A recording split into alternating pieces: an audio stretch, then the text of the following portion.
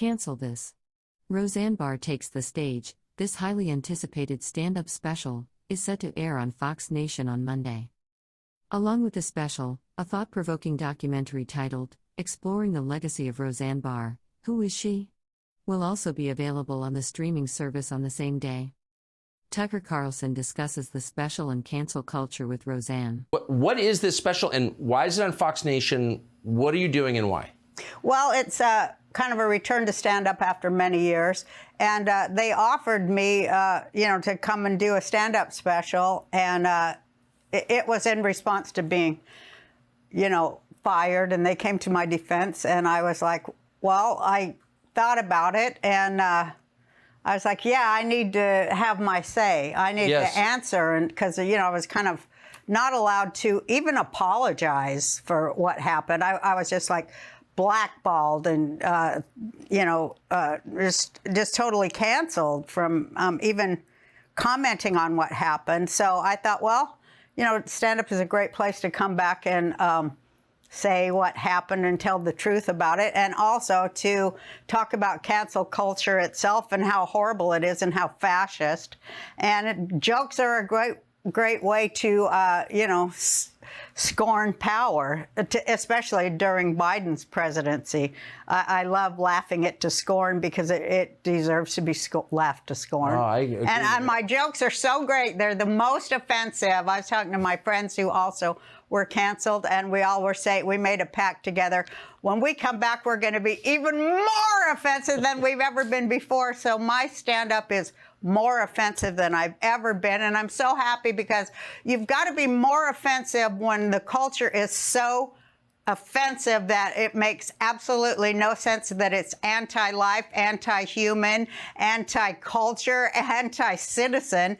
You got to be so offensive to offend the most offensive thing that it is on earth right now. And I think I've done it. You have?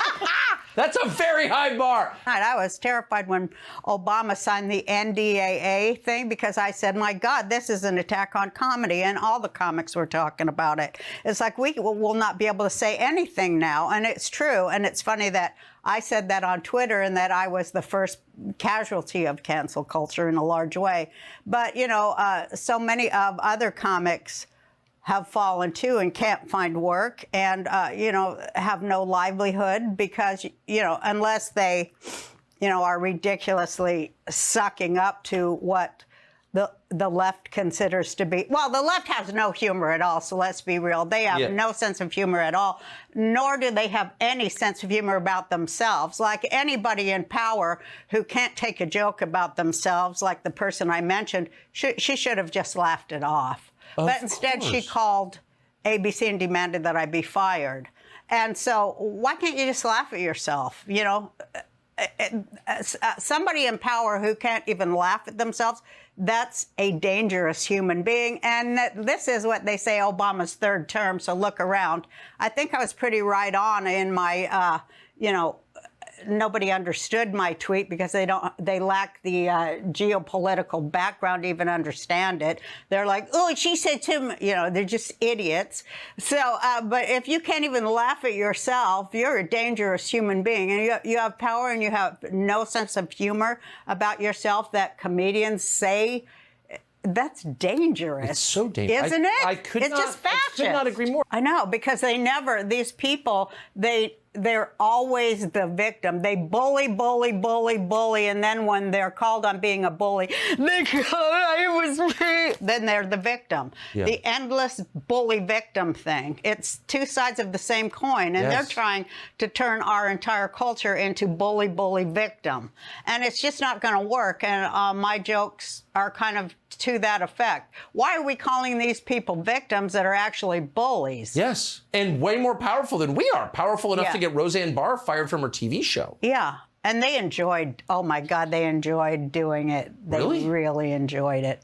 Yeah, they enjoy that. They do. They enjoy sticking, when you were talking about the whole